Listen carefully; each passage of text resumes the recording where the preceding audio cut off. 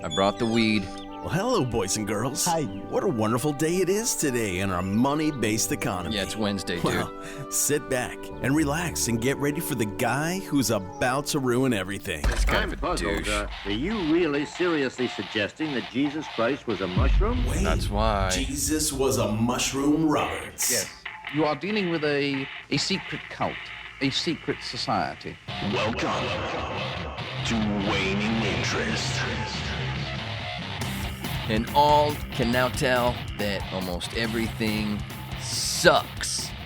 See, it wasn't just my attitude. Like my 5th grade teacher said, Wayne and his friggin' attitude. See, no, I was telling you back in 5th fucking grade that everything sucks. And here we are. Now I'm 48 years old, and I was right the whole fucking time. What? Thank you, Bill. Bill Hicks said, I remember it too. You're fucking right. And I remember I had headphones on blaring, listening to that. I think that was from Rant and Minor. Can't remember. Might have been Dangerous. I don't remember now. It's been a while, but it's stuck. You're fucking right. And, you know, there's only 2 ways that Dick Sweat can trend on Twitter, and one of them is Sacha Baron Cohen hacked the AP. Thanks, Sasha. Welcome to the Waning Interest Podcast, hour number 56, Unlocked Wednesday. How are you, everybody? Welcome to the hour, and the if you're new, the What? stupidity. That seems kind of redundant because 2 minutes and 4 seconds in, and you already knew that. You figured that out ways ago. And what is it with this guy's attitude? I don't know. To me, I was right the whole fucking time, so your attitude bullshit can I don't want to say her name. I wonder if she's still around. Starts with a G. And we'll say it could be part of your home. What? Or it could be you. Or it could be someone who works around your home. Or any property. What? Is that enough of a hint? I thought so too.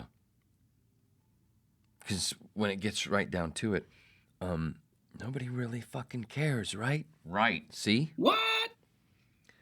Welcome to Unlocked Wednesday, the smallest click on the internet. Click, Joe. I don't know if you've ever heard the promos. Joe likes to get things wrong.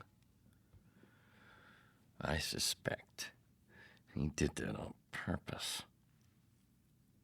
But lucky him, it turned out funny, so we kept it. And I love hearing about it. Wayne, does your promo really say clit? Yeah. Why are you asking? You know damn well. It's not like it's radio. It's not like you heard it and it's gone and you weren't recording. It's playbackable. Is that a word? Yep. See? Just like a song in your iTunes. So you just bump it back. But the way he does say it, it slips out nice and smooth, and you kind of can't tell until someone corrects him. But man, I love that. If I had a radio station, I'd use that as a rejoin or a promo out, or the end, the other side of the donut of a promo. where, of course, I'm the squishy part. Can you tell? So sugary. So sweet. So fucking charming and so messy. Yes, go ahead. I'll wait. Get a napkin. Yes, obviously, I'm also the pinball in your favorite machine. I've said it before. I'll say it again. My favorite pinball game was T2. And I'm not just saying that because Terminator Dark Fate's coming out in a couple of months. Or am I? No, I'm not. It's actually true. I had to have poured in the early 90s when that game came out in the bowling center and Forum Lanes. I had to have poured $200 into that machine. Just me. It's a good game. And I want one. I want one. Today's Wednesday joke and radio story day, if you're new to the podcast. Couple of jokes that I will share that, who knows, maybe they're not, maybe it's wrong to consider them jokes. It's stuff that I wrote way back in the first year, couple of years, when I first started doing stand-up. And I think they're so embarrassingly fun to share. And if this is your first time here in the podcast, in hour 50, I took a bunch of the Wednesday jokes. Not all of them, because some of them were really fucking ponderous. And I did a little special thing on hour 50, and I put it together into, I think it's, 9 minutes? Like a 9-minute set. And not the greatest one. But that's what it's meant to be. All alone. Sounds like there's like one person in the crowd.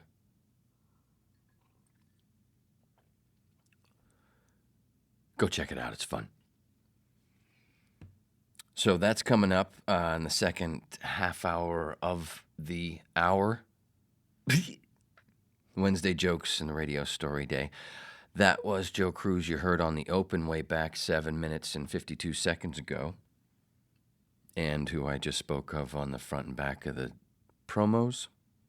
CruzVO.com. His link should be right there in the description. You may be here from Apple Podcasts, Stitcher, YouTube, TuneIn, Google Play, Laughable, or Spotify, or any of those subs. Welcome, welcome. This is the Wednesday Unlocked Hour, so also there's a Monday Hour and a Friday Hour. The Monday Hour, these are on Patreon, patreon.com/waning interest. The link should be right there, along with the Joe Cruz website link. Mondays, I tell bowling and acting stories. Used to be a bowler. Used to be an actor, or I prefer reactor. Because you're not really, real good acting is reacting. So we should be called reactors. And that way you can also drop that actress, actor bullshit. It's just reactor. Because obviously reactress doesn't work. It's reactor, just across the board. Actor, you're an actor. Doesn't matter if you have a penis, vagina, or both, or none. None? How are you going to go potty? Anyway. It's reacting because it's listening. Good acting is listening, so it's actually reacting and not overreacting unless it's necessary and it's in the direction. But that's not the kind of acting stories that I tell. Not really. It's goofy shit. Fun stuff. Like being in the trailer in the movie Runaway Jury, and Nick Searcy is on one side of the trailer, and I got the other side, And we're both getting dressed, and then all of a sudden, bam! And then the trailer is cockeyed. One side is pointing down, and my side, and Nick's side is kind of up in the air. And I get over to the door sideways, not too bad, but swing the door open. All the crew's looking at me going, "You all right?" Yeah, what happened? And then all of a sudden the other door on the end of the trailer that's up in the air more, Nick's side, that swings open. Slam! Nick's head pops out. There he goes, "Nick, you okay?" He says, "Yeah, it's a good thing I wasn't taking a piss." Somebody had backed into the trailer and knocked it off its blocks. And we had a little boo-boo. And Nick's line was great. It's perfect because it's so true. Imagine if he had been taking a piss and then all of a sudden, it's kind of like being taking a piss on an airplane and then all of a sudden the airplane's just taking a nosedive. Sort of. But different. A lot different. There's a lot more room in a trailer bathroom. Some of them are a little worse than airplanes, actually, but that's not what this is about. What this is all about is, remember, everything sucks, and it's not just my attitude. I was right the whole time. All right, we did go through that. Anyway, the Friday hour on Patreon, those are VO stories and same kind of stuff. And album of the week. Every week I pick an album from somewhere, from some time, for some strange reason. It's all fucking strange, right? And also the Friday Psychedelic Movie /series where try to, something like E.T., like I watched E.T. again.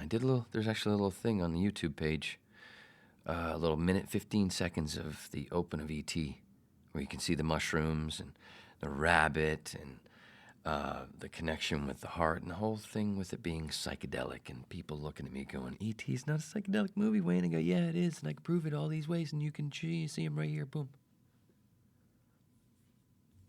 Some have gone, all right, I get it. But that's because I repeat myself. Comes with the territory of being a stoner.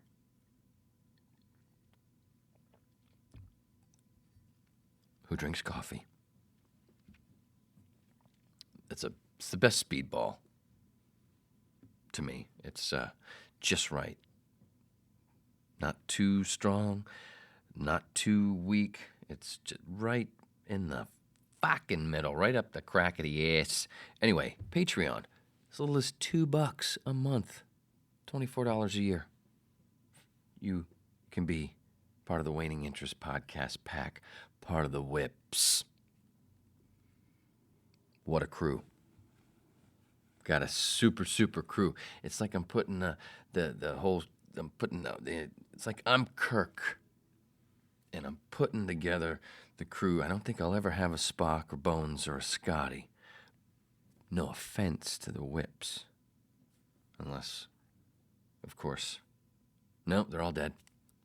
Except for Shatner. So, no, wait. Walter Coyne, is he still alive? Chekhov? The new Chekhov is dead. Also, he was the new Kyle Reese as well, Anton Yelchin. Gosh, Yelchin, yeah, he was so good. Not too far away is where he passed. He lived right up the street. Anyway, feels like I'm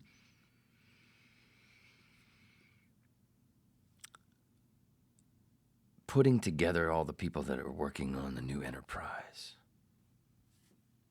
Right? Does that make any sense? Nope. What? I think it did. I just don't see it as a Kirk. Okay, I get it. Fucker. You're a Sulu. Right. I'm a Sulu. Wait, yeah, he's still alive. George. Boy, George Takei. Man, or Takei, whichever, Takei, he's jumped the shark. Oh my God, he's Russiagate shit. Oh man, so sad. God. That's so sad. Anyway, let's keep it light. It's Wednesday. We ain't talking about no Russiagate bullshit. That is what it is, by the way. Bullshit.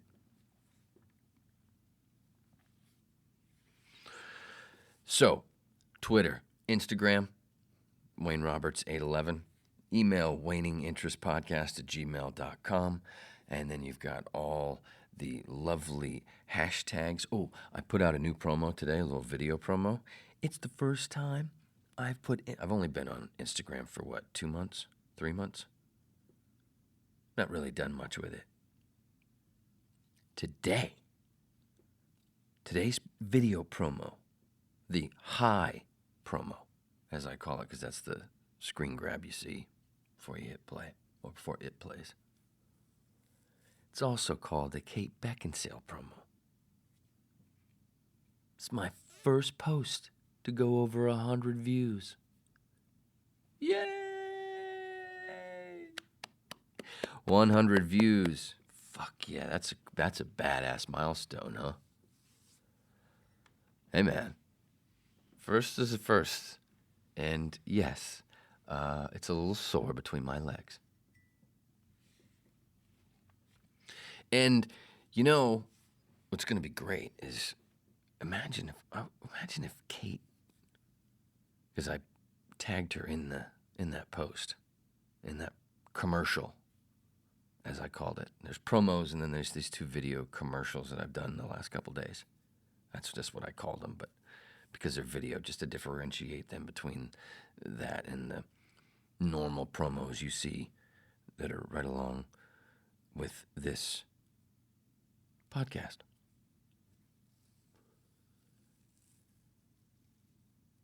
Imagine if she reposts it. I'm going to tell everybody we're dating. If she does. I think I can get away with it being enough of the truth, because there will be a date on her repost. If she reposts, there'll be a date on it. And there's a date on my post, which is today's date, yesterday's date, the 13th. Today is Wednesday, the 14th, 2019. So there's dates. So that's more than one date. So that means we would be dating. See what I'm saying? There's truth to it. It's not really a lie. Man, wouldn't that be great? Would never have been in her presence, and I can still truthfully say, if she reposts that we're dating. I am so smart. So smart. See? As I started off this hour, I've always been right. It's not just my attitude. It's just, maybe it's your attitude, huh? Not you. I'm sorry, not you. Ms. G. Not saying it. Property person. What? Her and other adults. Wayne and his freaking attitude. I was right. That's why they just call it an attitude. No, that's their way of saying Wayne's so goddamn right all the time, and it irritates me, so I'm the one with the attitude. See? They were projectors. Fucking projectors. They were children of alcoholics that were scolding the person pointing out the problem instead of the problem. I've been dealing with that my entire life, and I'm still not very good at it. That's not true. I can't help but get better at it. And is it that I've gotten better at it, or is it that it's just, you become jaded and cold inside and dead inside? Definitely that one. See? So, either way, it's going to be a beautiful thing. Just pray for it. Kate, repost. We're dating. Kate, repost. We're dating. I'm so excited. Didn't even need coffee. So, Jeffrey Epstein. Is anyone apologizing to Alex Jones yet?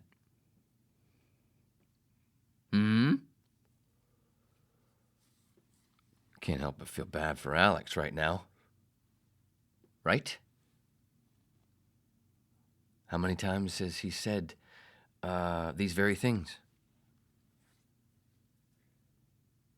It's going to be kind of funny when other things that he's been held, and I'm not a big defender of Alex. He drives me fucking nuts. He is obnoxious. I used to talk to him on the phone all the time because I used to work with the Coast to Coast AM show, the national, George Norrie, and I worked with Art before he passed as well. But sometimes if I worked the phones, and I was in there a few times when Alex was on, sometimes at one point he was on like at least once every week or every other week. And he was off the air. He was still the same. I was like, Alex, we're coming back on the air. I got to put you on hold, bro. And he'd be telling you whatever story, on the phone off the air. Just ba-da-da-da-da. He's not, it's a show, but it's also not. But there's been things that, he irritates the shit out of me with when he shits on the resource-based economy, Venus Project stuff, the new human rights movement, the Peter Joseph stuff that I have pushed for the last decade. He trashes that, because he puts too much of the technocrats onto it. And the globalization, it's a different thing because he can't disconnect the money from the ideas, which will pull the power from all the stuff, the people that he's bitching about all the time. It's a solution that he doesn't want to see, just like a lot of people. So I don't like how he talks about that shit and other things, and he's obnoxious. But the dude is right way more than he's wrong. And there may be some other stories that he's been pissed on for that are going to come out to be, oh, look, he was right about that one too, and we were shitting on him. It's just, dude, but when he takes that obnoxiousness to that level that he does, that's when that part of me that normally says, no, he's not a disinformation agent. See, no, he's not. But that goes away when he gets really obnoxious, like to make it seem like a joke. And like, dude, what do you do? But maybe I don't see the genius yet, if there is any. Oh my God, please tell me no. But who knows? Either way, he's obnoxious. But with this Jeffrey Epstein thing, even though you might be mad at him for the Sandy Hook stuff, which I can understand, even though I lean toward that not being, I lean toward the story of it not being, the official story not being real. But that doesn't mean that people didn't get hurt or die and all those things. Just means the official story that we've been told is not quite right. They almost never are. Thanks to the internet, we've found that out about a lot of things. And we continue to find out more. For example, how many times have people talked about the list of Clinton associates who died mysteriously, and that list just continues to grow? Just like Lee Camp and other independent journalists and some mainstream talked about Epstein 10 years ago or more and was ignored and ignored and ignored until now, like, oh my God. People trying to tell you Same kind of stuff with so many other stories, but this one being the Clinton stuff. It's been spewed since Bill was president. And the list just keeps growing. James McDougal, Mary Mahoney, Vince Foster, of course, Ron Brown, Victor Razor, Paul Tully, Ed Wiley, Jerry Parks, or is it Ed Willie? James Bunch, James Wilson, Kathy Ferguson, Bill Shelton, Gandhi Baugh, Florence Martin, Suzanne Coleman, Paula Grober, Danny Casolaro, Paul Wiltshire, John Parnell Walker, Barbara Wise, Charles Meisner, Dr. Stanley Hurd, Barry Seal, Tom Cruise played him in the movie American Made, Johnny Lawhorn Jr., Stanley Huggins, Herschel Friday, Kevin Ives, and Don Henry. The boys on the track case. Reports say the boys may have stumbled upon the Mena, Arkansas airport drug operation, a controversial case. The initial report of death said due to the falling asleep on railroad tracks. Later reports claim the two boys had been slain before being placed on the tracks. Many linked to the case died before their testimony could come before a grand jury.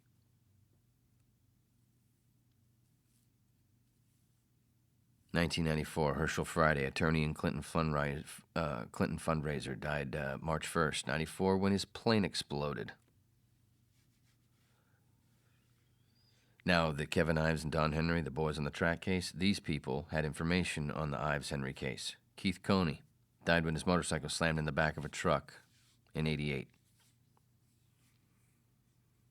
Keith McCaskill died stabbed 113 times in 1988, November. The first one was July. Gregory Collins died from a gunshot wound, January 89. Jeff Rhodes was shot, mutilated, and found burned in a trash dump, April 89. James Milan found decapitated. However, the coroner ruled his death was due to natural causes. I don't know. I'm not. These are just a list of the people, and some of these you can be maybe explained or whatever, and I can understand that, but I'm just going through the list real quick. Richard Winters, a suspect in the Ives-Henry deaths. He was killed in a set-up robbery in July of 89. The following Clinton bodyguards are also dead: Major William S. Barclay Jr., Captain Scott Reynolds, Sergeant Brian Hanley, Sergeant Tom Sable, Major General William Robertson, Colonel William Densberger, Colonel Robert Kelly, Special Gary Rhodes, Steve Willis, Robert Williams, Conway LeBleu, Todd McKeon. In the most recent, Seth Rich, the D.C. staffer murdered and robbed of nothing. July 10th of, what year was that?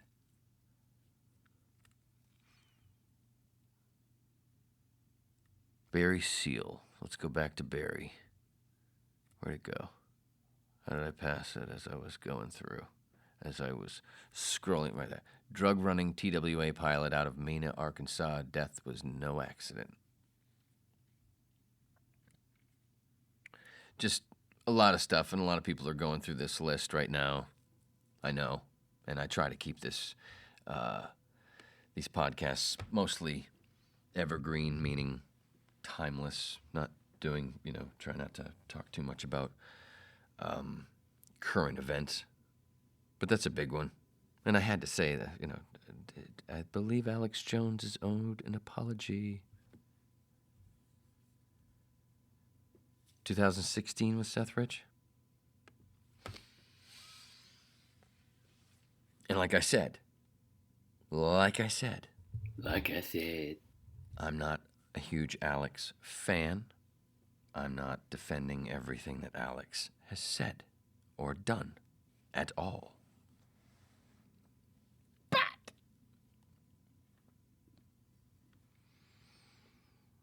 I mean, how many jokes have people made from his 2 appearances just on Rogan, where he's talked about the people who run the world, Epstein stuff. That's all I'm saying.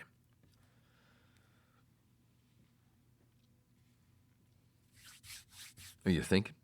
I think you're thinking, because I know I'm thinking, because if I'm thinking, that means that others are thinking, and I know those others would definitely be you. So if all of you are thinking, and there's a lot of you, so that's a lot of thinking.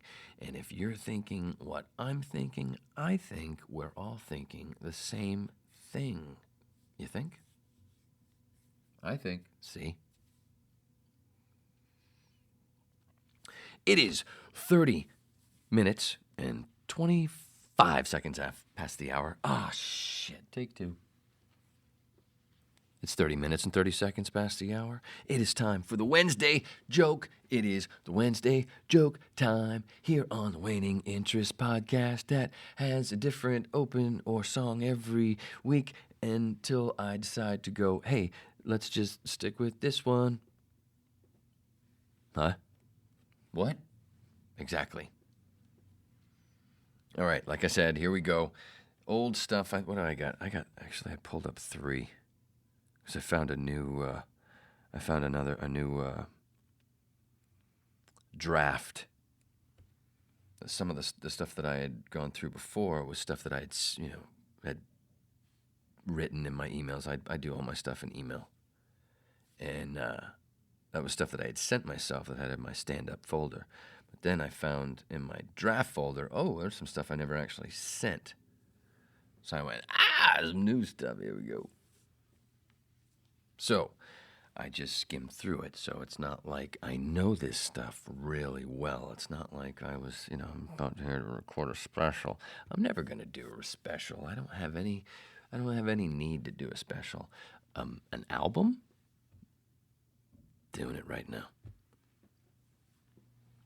Anyway, this is from 2014. Some notes from the year 2014, the year I began my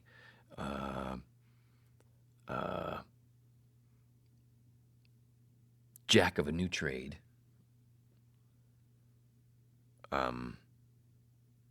In stand-up, or the entertainment business, and of course the business part I am absolutely horrible at, which is why I have a Patreon page to begin with. Otherwise I wouldn't fucking have one.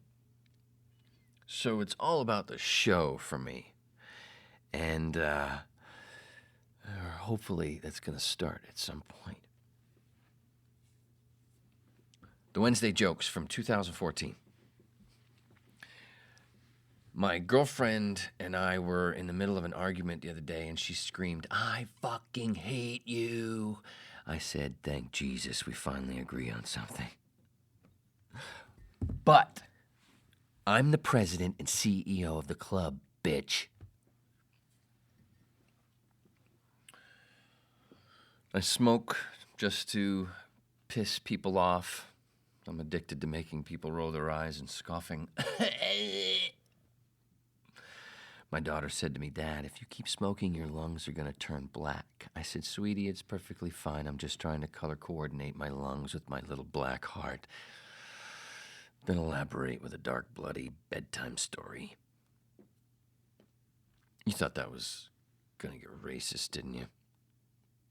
No, you were just hoping it was going to make sense at some point. Anyway, here's the third one. Any dude that comes across the fact that his prostate is his G-spot is going to somehow set up a dig like it's Indiana Jones trying to find the Ark. There just might be some dude in the room that's hearing it for the first time. Look around the room, everyone, to see who's thinking right now. What? Yeah, when I first... And that's it. Where's the... All right, that's the shitty jokes from 2014 that weren't really jokes, so that's embarrassing, and you should slap yourself for calling them jokes, right? Man, I tell you what, that last one, the Indiana Jones, the digging your hole, that made sense to me when I saw it earlier and threw it on here. Well, I guess it was, yeah. It made sense up to there. It's the next part that... Yeah, I didn't rewrite before. Well, that's not the point. The point is to read it how it is. And a few hours ago, it made sense. Now it doesn't. It's just like the one before. But wait, there just might be some dude in the room that's hearing it for the first time. Look around the room, everyone, to see who's thinking right now. Oh, right, duh. Yeah, it makes sense. I said any dude that comes across the fact that his prostate is his G-spot is going to somehow set up a dig. And then, yeah, there just might be some dude in the room just coming across it that's hearing it. Wow, Jesus, Wayne, you got to explain your own fucking jokes to yourself. That's why it's a show. What was the other one? I said, sweetie, it's perfectly fine. I'm just trying to color coordinate my lungs with my little black heart. Ah!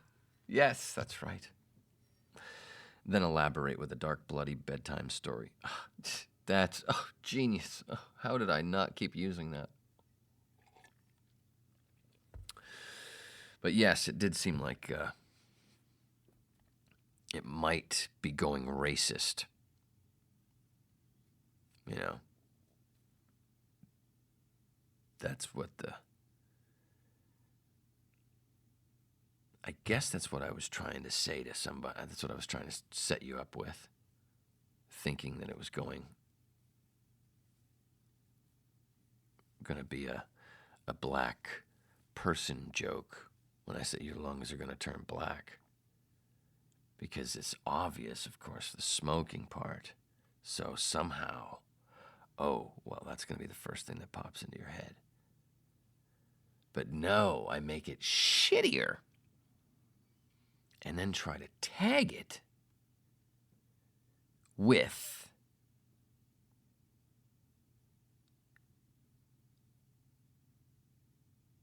calling the bluff in a way, but not. What in fuck's name are you trying to say? I don't know. I'm trying to explain bad jokes. It's like the worst thing you can do, and that's why we're here. I don't know. I think it's fun. What? Because it's not just about, it's not like the radio where you just listen to it and like, oh shit, that's all, and not recording it back. Oh man, yeah. I'd forget that the people who are listening to this right now might not know what that was like. Where if you just heard it on the radio, until we had those, if you thought about it, I mean, a lot of people recorded a lot of stuff on cassette, off the radio, and on other things. But a lot of people just didn't think about doing it unless it was just their favorite thing, their favorite show, whatever. But for a long time, it was just you heard it and you didn't. Like TV shows. Before there was, all this video on the internet and everything, we had VHS. And before that, there was the laser discs. Before that, there was little films, but not everybody had a projector. And you didn't have TV shows on that stuff. It was just home movie stuff. But then the laser disc, yes, and then VHS, and then the DVDs. But then it was just movies. It took a long time. So the people of today but it's so funny because it's the shit that I felt like me and my friends dreamt when we were kids. We should be able to watch it again. I have all my friends, we'd say that. We have all this technology. We can go to the moon. They're telling us we go to the moon, but we can't, and we can have albums and stuff like that. We can't rewatch TV shows. We can't, like, anytime we want, like an album. We should be able to do that at this point. We were saying this as kids. And here it is. And now that's all my kid knows. Which is just fine with me. But the point is that in those days, like when I was a child, listening to the radio, and that was it. I just listened, and well, that was fun, or TV. Couldn't go back right away and go, oh wait, I missed something, or pause. That's the beauty of this, is you can dissect it more. Like if it is something that's bad or shitty or whatever, you can take it and go, hey, And they used to do this show called Mystery Science Theater 3000. They took really bad things and made them funny by making fun of them, you know?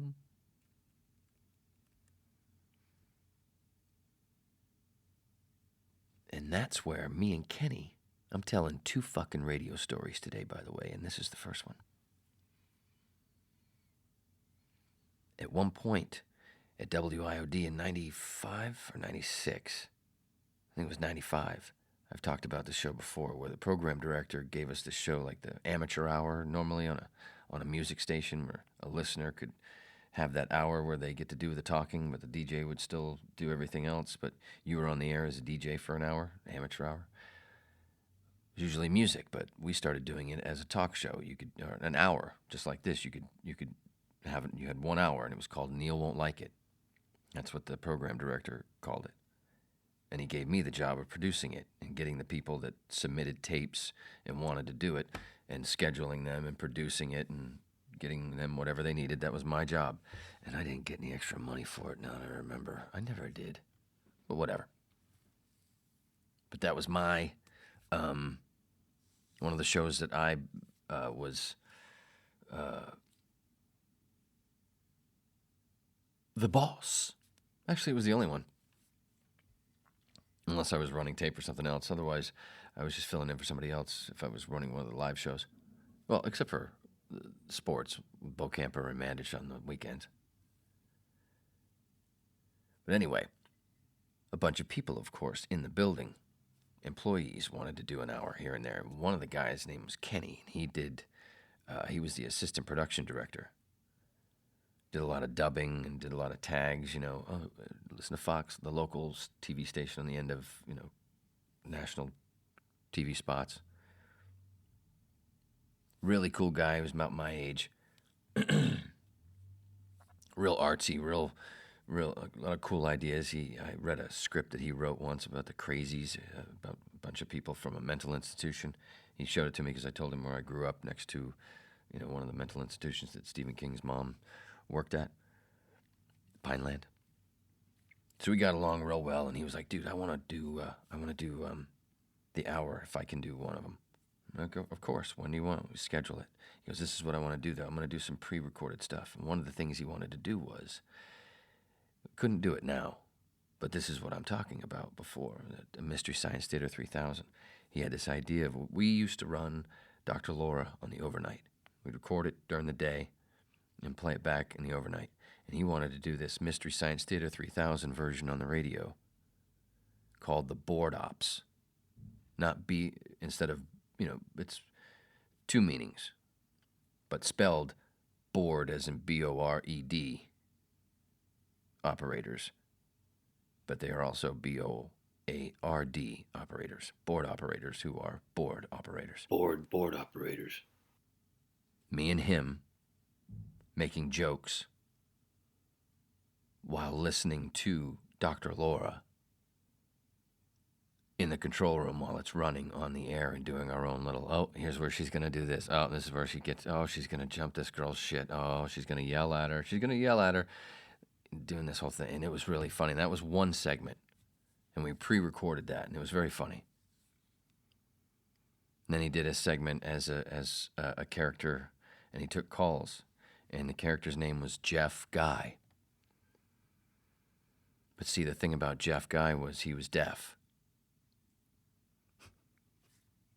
Wayne, I can't hear the callers. I'm Jeff, I'm deaf guy. It sounded like he was saying deaf guy when he said his name. And then he'd go to the callers, Wayne, I can't hear nothing. And the callers, he'd pretend he actually couldn't hear. And then, dude, I'm right here. Am I on the air? Like, yeah. And I'd get on the air going, yeah, you're fine. But yeah, he's having trouble. But it was a hilarious mess. But the actual story I wanted to tell was the board op story. He had this idea to do that, and we did it. And we'd get in trouble today. We did what Phil Hendry taught us, which was never, other people have said this, but I learned it from Phil Hendry, and so did Kenny. Never ask for permission, only ask for forgiveness, or you'll never get anywhere. We didn't ask for permission, and luckily, we didn't actually have to ask for forgiveness, because the program director didn't give a sweet shit. And it was a very funny segment called The Board Ops. And we made fun for 10 minutes. We made fun of the Dr. Laura program while it was on. We took the tape, a piece of tape, and just, recorded ourselves doing that. And everybody loved it. I wanted to tell the program director, Steve Nickel, we should have this as a weekly show for real. But they wouldn't do it. I don't know why. I think Dr. Laura would have been just fine with it. Don't you? What? See? And that's one radio story here on the Waning Interest Podcast, hour number 56, August 14th, 2019. Here is the second radio story. I spent a lot of time, and if you're new to the podcast, I spent most of my career, if you want to call it that, in talk radio before moving on to voiceover.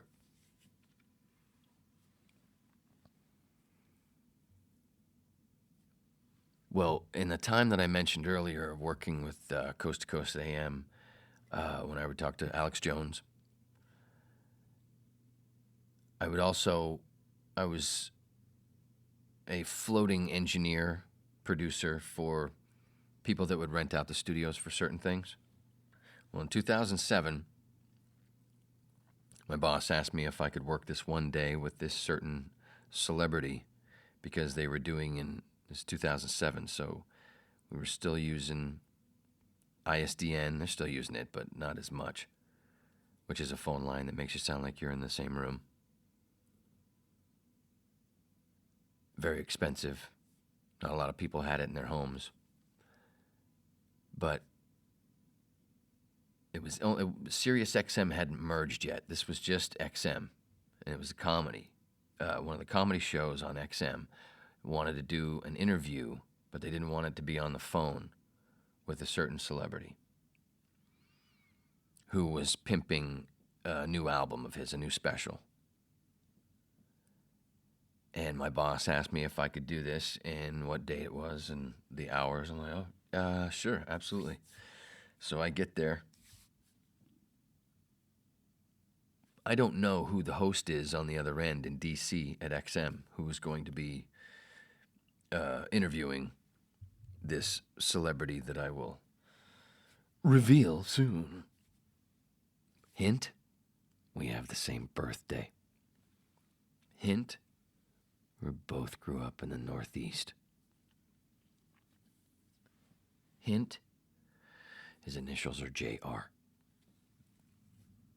Hint, the album was Shiny Happy Jihad. Enough hints. So, I don't know who the host is on the other end yet. I get there and I get all the numbers and the ISDN stuff, all the information I need to hook up and get everything ready. And the dude on the other end, the engineer on the other end says, yeah, it's Sonny Foxx. I go, wait, what? Sonny Foxx? You mean Sonny Foxx from South Florida, who, Sonny and Ron, who was on Kiss Country, South Florida, not Kiss FM here in Los Angeles. Sonny, I used to listen to Sonny Foxx before he was on the country station. He was on the oldie station, him and Ron. It was Sonny and Ron, right? Ron Hersey, I think it was. And when I first moved to Florida, Sonny was who I would listen to in the morning with my boss when I was a painter. He would listen, in the van, that's what he would have on. He'd have Magic on.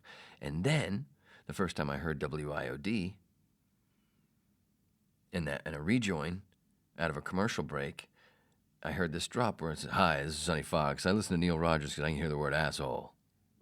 And I'm like, oh, I guess it's AM. It's an AM station. They get to say asshole. IOD was great. But that was a drop that Neil Rogers on WIOD would play. Everybody knew everybody, host-wise, who the personalities in South Florida were, and Sonny was there for a very long time. And then when Ron and Ron became just Ron, and they needed a new Ron when Diaz left after they moved from Tampa to Fort Lauderdale, Sonny auditioned to be the new Ron Diaz. It would have been Ron Foxx. And when other people they auditioned a few guys. And when some guys couldn't show up on their scheduled time, they'd call Sonny in at the last minute. So it looked like Sonny was actually going to get it, and to me, Sonny should have got it. And he was upset when he didn't. But I worked with Sonny, and Sonny was a big part of me in radio in Florida ever since from IOD, from the first thing that I listened to morning show-wise when I moved to Florida. You know, when he was on Magic, when he was on the oldie station, and then the IOD drop, and then all this stuff. I'm like, my God, seriously? Sonny Foxx? That's who the host is for this? And he's going to be talking to Joe Rogan? Now, this is 2007. This is Joe in the middle of the Carlos Mencia stuff and getting kicked out of the Comedy Store and his agent bullshit and all the stuff that happened where Joe was right. You know, hey, how fitting. Wasn't just his attitude, he was right. Because look at what he's helped do to the store since. Has it ever been bigger? And he did so much for him before anyway. But anyway, so I'm like, holy shit. Now, this is 2007, like I said. Starting in 2005 was when I started getting into psychedelics from my buddy Jeff Oliver Madley Clark giving me into the whole Jesus was a mushroom thing, which obviously I don't really talk that much about, even though it's part of the open and people think I talk about it all the time, which I don't. But if you want to, I'm happy to just ramble on about it if you want. No, all right, we'll do it another time, okay. But then I met this woman and my friend Claire that taught me about Ibogaine, which then led me to learning about ayahuasca and then DMT. And it's 07, and I'm totally into all this shit, and I'm no longer a drinker, so I'm really absorbing this shit. And it's really interesting to me. And here's Joe. I get to meet him, you know, face to face. I loved news radio. I liked him as a comic, but I'd never met him face to face. And here we are, and super cool. And all he did, for the most part, was talk to Sonny about DMT. And I'm just sitting there going, oh my God, this is so wild. It's like a simulation. We have the same birthday, both from the Northeast. There's some other things that are similar. But then the psychedelic stuff. And now I'm sitting here with this whole psychedelic thing that I've gotten into, and now I'm sitting here across from Joe as he's talking about DMT. It's blowing me away.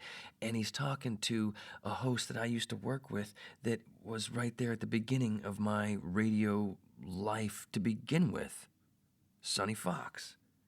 This is a fucking trip, if I can say that. Now, at the time in 07, being a little more starstruck, not as jaded as I am today, I couldn't convey that to Joe Rogan that easy. It was more like, hey, Joe. But what was cool is, after the interview, he didn't bolt like most people do. He actually was in the control room, hung out in the control room with me after the interview with Sonny, and that was all done, and I disconnected. We bullshitted for like 45 minutes, and he pulled up on YouTube the video of him and Carlos going at it on stage in the OR, the original room at the Comedy Store, when he was telling, about the whole joke stealing thing. And he's going over that stuff, and I make the mistake of big Bill Hicks fan since I learned that I liked him on Comedy Central, the clips that I had seen, and then heard some stuff before I learned that he died. And it was Ron Bennington that I heard say it way before I worked with Ron and Ron, when they were my heroes in the morning. but I misquoted, what did I say? My friend Terrence McKenna and I, the Bill Hicks quote where he mentions Terrence McKenna, and I said something backwards, and I was a little nervous. And Joe corrected me, and I went, oops, yes, right, correct. And felt like, oh my God, what have I done? And my life has been hell ever since, and that's why I tell this fucking story. No, I'm kidding. But seriously, the simulation that it felt like, and at that point, I had never tripped yet. I had never done a heroic dose of mushrooms. I hadn't done Ibogaine yet. I was 2 years from doing Ibogaine. I didn't do Ibogaine until 2009, and I didn't get to do the flood dose of Ibogaine. If you don't know about Ibogaine, it's kind of like ayahuasca, but not. There's these crazy visuals, but Ibogaine can kill you, but it's also Iboga. It comes from the root bark of the Iboga plant in Africa. Very psychedelic, but they turn it into Ibogaine as well, and they use it to help get people off of opiates. But not everybody has them, but there are these crazy visuals, and it's a big reset button. And Claire, my friend who taught me about it, that's how she got off of heroin. She saved up money so she could go down to Mexico and do it. And it was in a very clinical setting, kind of like a Planned Parenthood. And she knew that there needed more, like I talked about in hour 50-ish, 30-minute one, integration.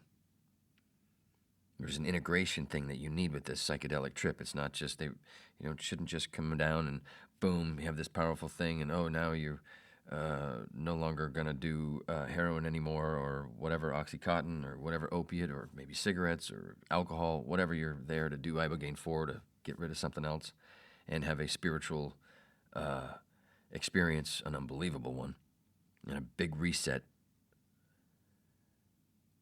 You need an integration before and after. And that the places that were there back in the day when Claire did it, that's what they were, like Planned Parenthood. And you need something else. So Claire went, I'm going to do my own place. I'm going to have a home where everybody's going to have their own room, an actual bedroom in a house. I'm going to have doctors 24/7 and all the stuff. And we have 4 people at a time. And now she has a place down in San Francisco, Narit, way down south, farther south in Mexico, but the place that I went to was in Playa, just over the border, right on the beach. It was amazing. But I couldn't do the flood dose where you get all those visuals because, like I said, this stuff can kill you. They give you a test dose, and some people are allergic, or some people, like for me, it lowered my blood pressure too much with the test dose, so we couldn't do it. It was too dangerous. But instead, I did the test dose every day while I was there up until the last couple of days so I could recover a little bit. Just trails, nausea, couldn't eat. I'll tell that story another time. But all that psychedelic stuff from Rogan and like I said, the same birthday and many and other traits that I've forgotten that are similar. I mean, news radio. He's doing a show called News Radio. I was working in news radio. And there's other things. It sounds weird. I know what it sounds like. I know how that sounds.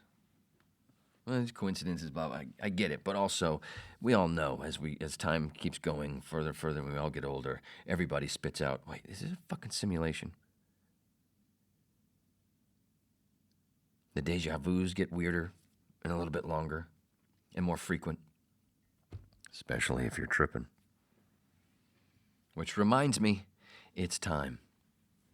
Because it's a cloud eraser. It's a dark cloud eraser, and that's why they tell you it helps with depression. And I know personally, and not that I'm depressed right now, but I could use a booster.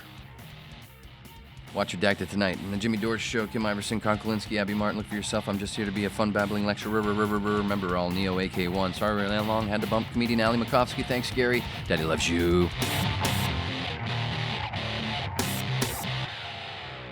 What? Stop looking at me, man.